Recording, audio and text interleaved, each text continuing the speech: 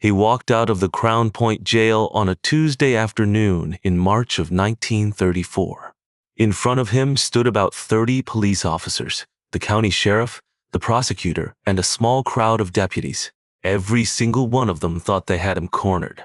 He had a wooden gun, a block of wood, carved to look like a pistol. It worked. Not by shooting anyone, by being pointed at the prosecutor with the steady confidence of a man who is willing to use it. The prosecutor fainted on the spot. The sheriff dropped his sidearm. Dillinger picked up the dropped weapon, marched the entire crew into the cell block, and locked them inside. He stole the sheriff's car and drove across state lines into Michigan. All of this took him under 4 minutes. This wasn't his first escape. It wasn't his second. It wasn't even close to his most creative. He still had one more idea tucked away, and it had to do with a toilet. John Herbert Dillinger, born in Indianapolis in 1903. He was the rare gangster who actually fits the pictures. Tall, charming, vain, prone to spectacularly bad decisions. His father ran a grocery store. He beat both of his children badly enough that John ran away from home at 16. He drifted through farm work, odd jobs, and pool hustling before falling into petty theft. His first prison stretch came in 1924 after an attempted robbery in Mooresville, Indiana. He served roughly 9 years of a 10 to 25-year stretch at Indiana State Prison. And this is where the story we are following actually begins. Inside, he met Harry Pierpont, a veteran bank robber, the leader of a crew nicknamed the Hole Gang, named for the literal hole they had once dug into a prison vault on a previous job. Pierpont taught Dillinger the craft. The two of them planned in painstaking detail the robberies that would fund their eventual escape. Dillinger was paroled in May 1933. By September, he had robbed his first bank. By October, he was on the FBI's brand new list of public enemies. He had been out of prison for about 5 months. After a botched bank job in East Chicago in January of 1934, Dillinger was arrested and beaten badly by police. They threw him into the Lake County Jail in Crown Point, Indiana. This was supposed to be the end of him. He was charged with murder. He was facing the death penalty. The prosecutor wanted a fast trial. The FBI was already parked at the jail waiting to take him to a federal lockup. But Dillinger had about 10 days before the trial began. And he had a piece of wood. Here's the thing about the wooden gun. It wasn't supposed to be the real plan. It was meant as a backup, a fallback, a last-ditch card. What actually happened was that every other plan failed. The wooden gun became the main plan. And the main plan worked beautifully because the men in the room with him did exactly what they shouldn't have. On the 3rd of March, 1934, Dillinger was being interviewed in his cell by the prosecutor. He was handcuffed. There was one guard at the door. The prosecutor, Robert Asseri, was standing close. Dillinger reached under his blanket, produced the wooden gun, and pressed it against the man's stomach. What happened next is a detail you only get from the actual police report. Asseri was a 50-year-old lawyer who had prosecuted dozens of murderers. He looked at the gun. He looked at Dillinger. And he dropped straight to the floor. He didn't step back. He didn't call for help. He simply passed out. The guard, sensing something had gone catastrophically wrong, dropped his revolver. Dillinger picked it up. He ordered both men into the cell block. He locked them in with the existing prisoners. He took the sheriff's car keys from the desk, and he walked out the front door. It took him under 4 minutes. There were 30 armed men in that building. None of them fired a shot. The wooden gun escape was a national embarrassment. Hoover was being roasted in the newspapers. The Department of Justice was being mocked. The agent in charge of the case, Melvin Purvis, was quietly being told by Washington to end it by any means available. The FBI poured resources into the hunt. They plastered Dillinger's face on wanted posters across the Midwest. They sent informants into every diner, roadhouse, and boarding house he might ever set foot in. Dillinger, meanwhile, kept robbing banks. In April, he hit a bank in Sioux Falls. In June, another in East Chicago. By July, his crew had pulled jobs in 5 states. Through all of it, the wooden gun story was still being reprinted. He was a folk hero now. He was also public enemy number 1. And he had already promised reporters through lawyers that he would not be taken alive again. After the wooden gun, Dillinger didn't stop. He robbed another bank, then another. In the middle of one of those jobs, he was cornered again. It happened in July of 1934 at a bank in South Bend, Indiana. Something went sideways. A bystander tripped an alarm. Local police arrived faster than expected. Dillinger's car got boxed in. He and his crew abandoned the car and ran. Dillinger was captured a few blocks later. He went back into custody. This time, the FBI wasn't taking any chances. They transferred him to the Lake County Jail in Crown Point, the same jail he had walked out of 4 months earlier.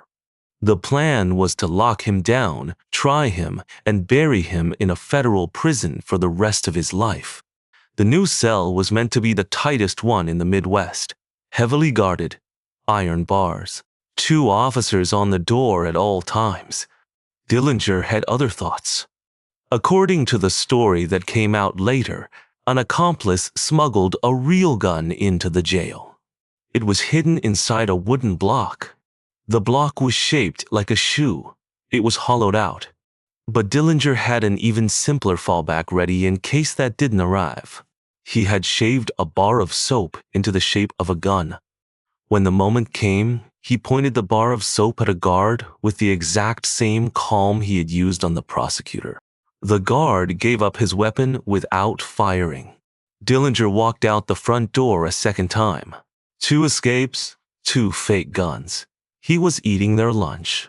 The third escape is the one he is remembered for.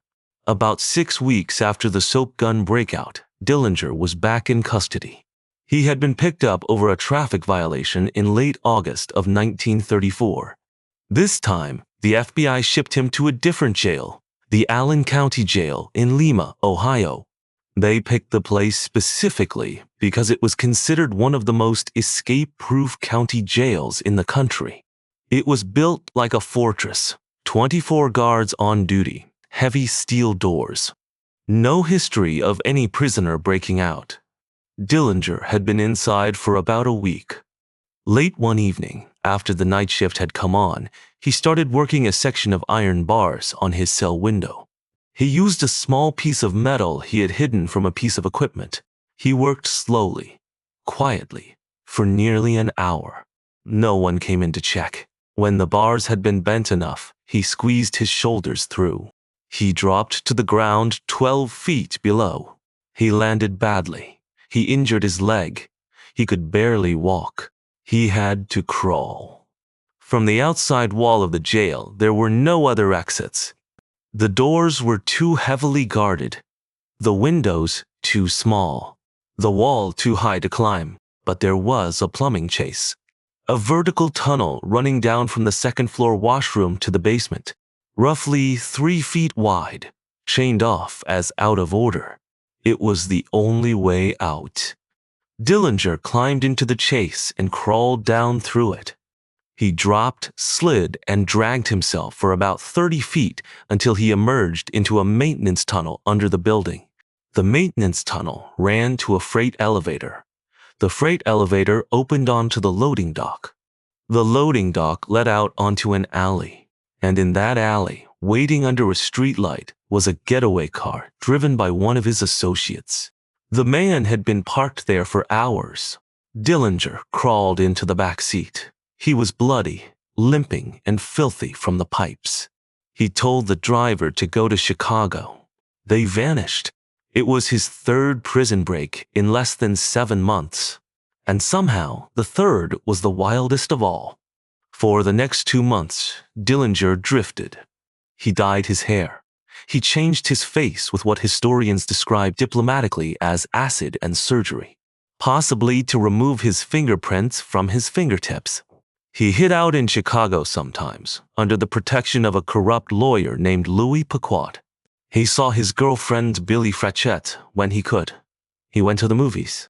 He was still robbing banks.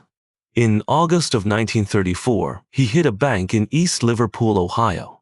He walked out with $2,800. The teller later described him as polite, almost apologetic. The end of the run came from a tip. A madam named Anna Sage, known in the tabloids as the Lady in Red, owed the FBI a favor. She had been threatened with deportation over a prostitution ring she had run. She offered to give up Dillinger's location in exchange for staying in the country. On the evening of the 22nd of July 1934, she told the agents that Dillinger and his girlfriend would be at the Biograph Theater in Chicago that night. Stand cries, stand you've. The movie playing was Manhattan Melodrama, starring Clark Gable, William Powell, and Myrna Loy. It was a gangster picture. When Dillinger walked out of the theater at a little after 10:40 that night, he saw a woman he thought was his date. He turned to her.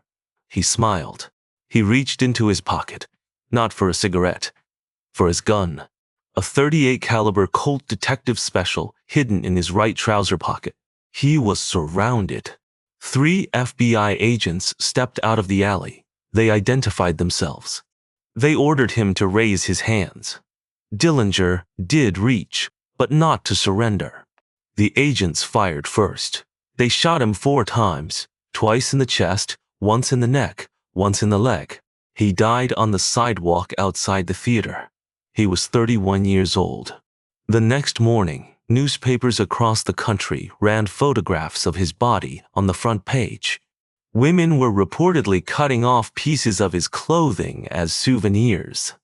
The FBI displayed his confiscated arsenal at a press conference.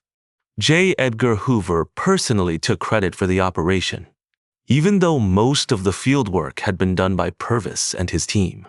Purvis, for his part, went on to have a long and complicated career in law enforcement. He died in 1960 by his own hand. The most prolific bank robber in early 1930s America died on a sidewalk outside a movie theater. He had escaped from prison 3 times, twice with fake guns, once somehow through a toilet. Hoover turned him into a national obsession. The press turned him into a folk hero. The Bureau turned him into a recruitment poster. He probably would have preferred being remembered for the toilet.